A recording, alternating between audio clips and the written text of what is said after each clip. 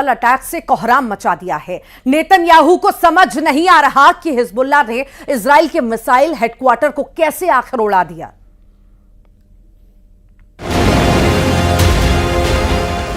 उड़ा दिया इजराइल का मिसाइल हेडक्वार्टर।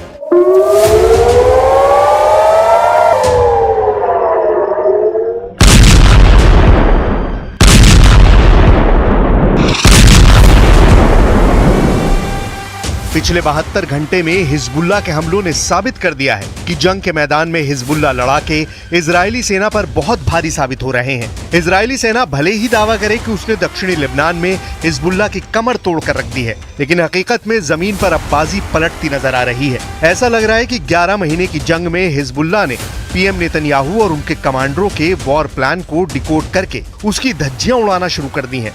हिजबुल्लाह का सबसे ताजा हमला इजराइल के सफाद में हुआ, जहां आईडीएफ का एक गुप्त अड्डा मौजूद था। हिजबुल्लाह का दावा है कि उसने तिब्रियास झील के उत्तर पश्चिम में स्थित इजरायली सेना के मिसाइल हेडक्वार्टर को भयानक ड्रोन हमलों से तबाह और बर्बाद कर दिया है।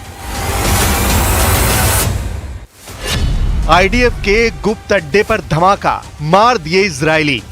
हम आपको एनिमेशन के जरिए दिखाते हैं कि आखिर हिजबुल्लाह हमले पर क्या दावा कर रहा है।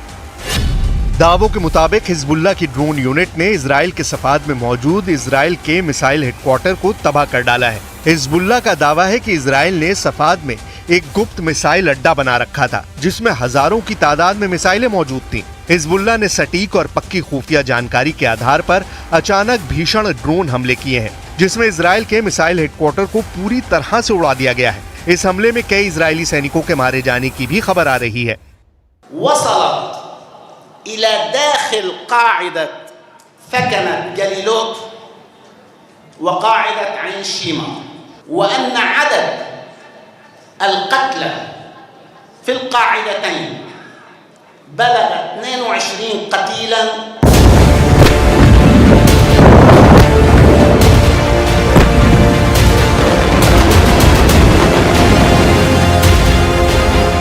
इधर इजरायली सेना ने हिजबुल्लाह के दावों पर कोई प्रतिक्रिया नहीं दी है। इजरायली सेना अभी भी दक्षिणी लेबनान पर भीषण हवाई हमले करने में जुटी है। पीएम नेतन्याहू भी हिजबुल्लाह के हमलों पर चुप्पी साधे बैठे हैं, लेकिन हिजबुल्लाह ने यूरोपियन और मिडिल ईस्ट के टॉप सूत्रों से पता लगाने का दावा किया है कि उसके हमले से इजरायली सेना को भारी नुकसान हो रहा है। अब आप ये देखिए कि हिजबुल्लाह लड़ाके इजरायली मिसाइल डिपो को उड़ाने पर और क्या क्या दावे कर रहे हैं।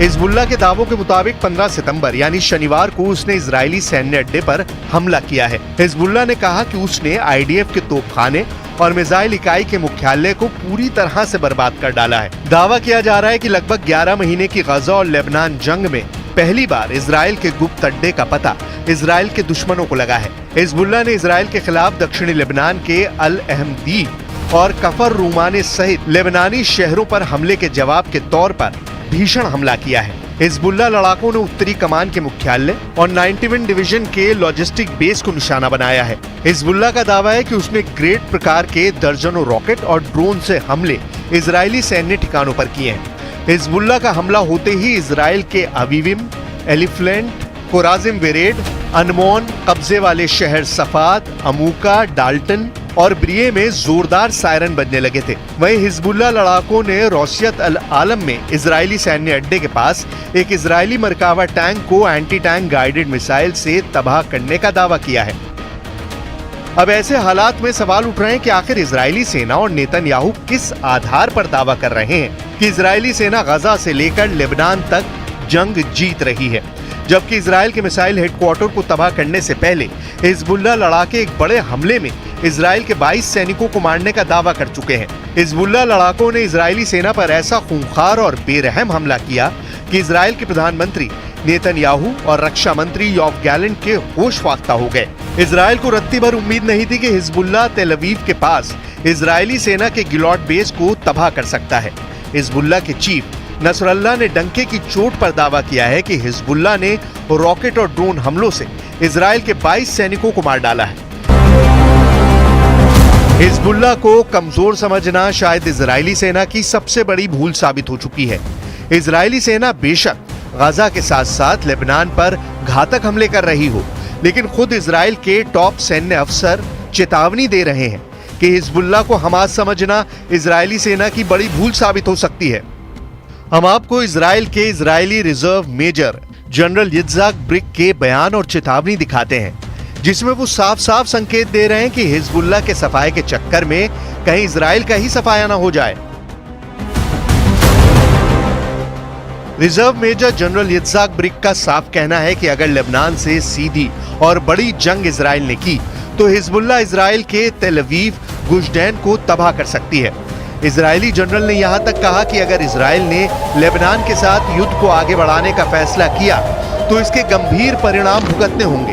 उन्होंने यहां तक कहा कि इजरायली सेना के टॉप अफसरों की बात निरर्थक होती जा रही है। इजरायली चैनल 12 के साथ एक इंटरव्यू में इजरायली जनरल ब्रिक ने यहां तक कह दिया कि हिजबुल्लाह पर हमले का झूठा प्रचार बंद करें, क्योंकि इजरायली सेना काफी छोटी है। इजरायली सेना के पास सिर्फ 6 डिवीजन है जो हमास तक को खत्म नहीं कर सकती है। ऐसे हालात में लेबनान में हिजबुल्लाह से सीधी जंग इजरायली सेना की 6 डिवीजन नहीं कर पाएगी और लेबनान युद्ध इजराइल के वजूद पर बहुत भारी पड़ सकता है। पिछले 100 घंटे में हिजबुल्लाह ने इजराइल के गिलॉट बेस में हमला करके 22 इजरायली सैनिकों को मार डाला है और अब इजराइल के सफाद में पूरा मिसाइल हेडक्वार्टर उड़ाकर हिजबुल्लाह ने इजरायली सेना की हालत खराब करके रख दी है। अब देखना होगा इजराइल हिजबुल्लाह के हमलों का बदला कैसे लेता है।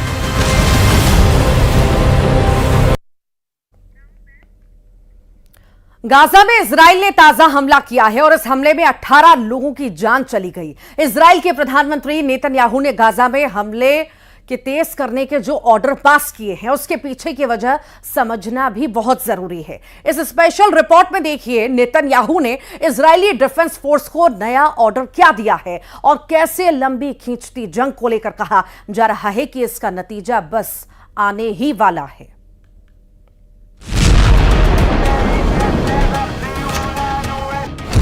गाजा में बिछ गई मौत की चादर। नेतन्याहू की फौज का ऑपरेशन सर्वविनाश एक्टिवेट। 18 लोगों की हो गई मौत, 40 से ज्यादा हो गए घायल। अब तक 41,000 से ज्यादा फिलिस्तीनियों की मौत, 80,000 से ज्यादा घायल। दुनिया ने ऐसी क्रूर जंग नहीं देखी होगी। गाजा में इजरायली डिफेंस फोर्स ने ताजा हमला किया है। यह हमला दक्षिणी गाजा में हुआ है। इजरायली सेना ने एक स्कूल को निशाना बनाकर जबरदस्त बमबारी की है। गाजा के जिस स्कूल में यह हमला हुआ है वहां ज्यादातर विस्थापित लोग शरण लिए हुए थे। इस हमले में बच्चे भी मारे गए हैं। जमीन का सीना चीरकर गाजा में जिंदगी बचाने की जद्दोजहद बता रही है कि यह जंग इंसानियत पर किस कदर भारी पड़ रही है। इसके अलावा खान यूनिस में इजराइल हमास युद्ध से विस्थापित फिलिस्तीनियों के लिए बने एक शिविर को निशाना बनाया गया।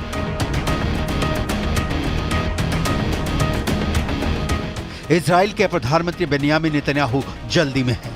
गाजा को मिट्टी में मिला देने की जल्दी में नेतन्याहू की फौज ने गाजा पर हमले और तेज कर दिए हैं। नेतन्याहू की जल्दी की कई वजहें हैं। पहली वजह, 11 महीनों की लंबी जंग से इजराइल की जनता उकता चुकी है। दूसरी वजह, नेतन्याहू को लेकर इजराइल की जनता इस पर विमर्श कर रही है कि वो बंधक संकट सुलझाने में फेल साबित हुए हैं। तीसरी वजह, नेतन्याहू के खिलाफ उनकी कैबिनेट में भी विरोध की आवाजें उठने लगी हैं। चौथी वजह, नेतन्याहू के खिलाफ इजराइल में विरोध प्रदर्शन शुरू हो चुके हैं। पांचवी वजह, इंटरनेशनल बिरादरी से नेतन्याहू पर आम फिलिस्तीनियों की मौत को लेकर सवाल उठ रहे हैं। वो लोग जिनका इस युद्ध से कोई लेना देना नहीं है, वो भी जंग के मलबों में कुछ इस कदर दबे हुए हैं जहां रहना तो छोड़िए, सांस लेना भी मुश्किल हो रहा है। गाजा का हाल यह है, वहां जीने के लिए जरूरी चीजें तो लगभग खत्म ही हो गई हैं, मरने के बाद दफनाने तक की जगह भी कम पड़ती दिख रही है। 23 लाख की आबादी हर पल मौत की आशंका में जीने को विवश है। 7 अक्टूबर 2023 से ही गाजा में तकरीबन हर रोज इजरायली ऑपरेशन हो रहा है। युद्ध विराम के लिए कई दौर की बातचीत भी बेनतीजा रही है। फिलहाल ये जंग कब थमेगी इसके कोई आसार नजर नहीं आ रहे हैं। यही वजह है कि इजराइल के तेल अवीव में बंधकों की रिहाई की मांग तेज हो गई है। इजराइल में शनिवार को हजारों प्रदर्शनकारियों ने सेना मुख्यालय और दूसरे सरकारी इमारतों पर धावा बोल दिया।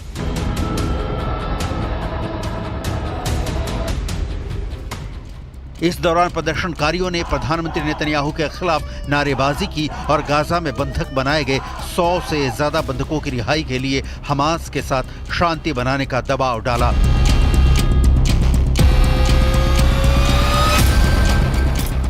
कई लोगों ने समझौता करने में विफलता के लिए पीएम नेतन्याहू को जिम्मेदार ठहराया, क्योंकि उन्हें लगा कि युद्ध के दौरान उन्हें सत्ता में बने रहने में मदद मिलेगी। इस दौरान प्रदर्शनकारियों ने शहर के एक पुल पर चक्का जाम कर दिया। यातायात व्यवस्था भी ठप हो गई। प्रदर्शनकारियों में अब वो लोग भी शामिल थे जिनके अपने हमास के चंगुल में बंधक हैं। इस दौरान नाराज प्रदर्शनकारियों ने गुलाबी धुएं वाले पटाखे जलाकर और बंधकों की तस्वीरों के साथ अपना विरोध दर्ज कराया। ये भी कहा कि जब तक बंधकों की रिहाई नहीं हो जाती उनका विरोध प्रदर्शन जारी रहेगा। 7 अक्टूबर 2023 को हमास के लड़ाकों ने इजराइल में घुसकर 250 इजरायली और विदेशी नागरिकों को बंधक बना लिया था। इजराइल ने युद्ध छेड़ दिया, लेकिन बंधक छुड़ाने की कोशिश में अब तक 41,000 से ज्यादा फिलिस्तीनी मारे जा चुके हैं और जिस हमास के अंतिम आतंकी के मारे जाने तक जंग जारी रखने का नेतन्याहू ऐलान कर रहे हैं, वो हमास का आखिरी आतंकी अब भी इजरायली डिफेंस फोर्स की बंदूक की गोली से बहुत दूर दिख रहा है। जाहिर है नेतन्याहू मुश्किल में है। संयुक्त अरब अमीरात ने भी इजराइल से मुंह फेरा। यूएई ने कहा है कि अगर इजराइल अलग फिलिस्तीन देश नहीं बनाता तो वो जंग के बाद के उनके प्लान का समर्थन नहीं करेंगे। यूएई के विदेश मंत्री अब्दुल्ला बिन जायद अल नहान ने सोशल मीडिया पर इसकी जानकारी दी। इजरायली पीएम नेतन्याहू ने मई में जंग के बाद गाजा के लिए एक प्लान जारी किया था। नेतन्याहू का कहना है कि इसके जरिए गाजा का विकास होगा।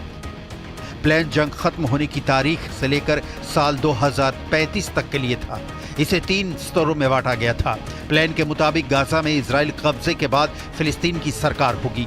इसे यूएई, सऊदी अरब, मिस्र, बहरीन और जॉर्डन जैसे अरब देशों का एक गठबंधन मॉनिटर करेगा। इजरायली प्लान में गाजा के पोर्ट्स में निवेश से लेकर सौर ऊर्जा और इलेक्ट्रिक कारों की मैन्युफैक्चरिंग जैसी कई योजनाओं का जिक्र है।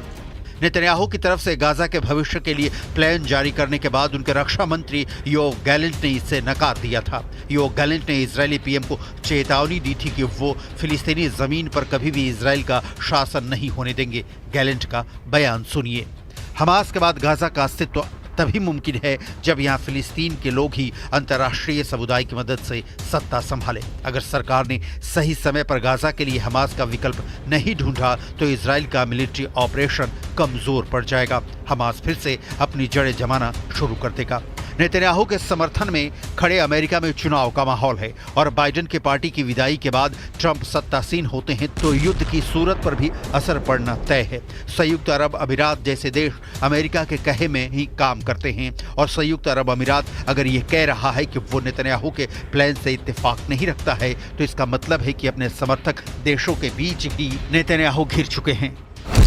सवाल फिर वही घूम फिर कर खड़ा होता है कि इजराइल हमास युद्ध आखिर कब तक।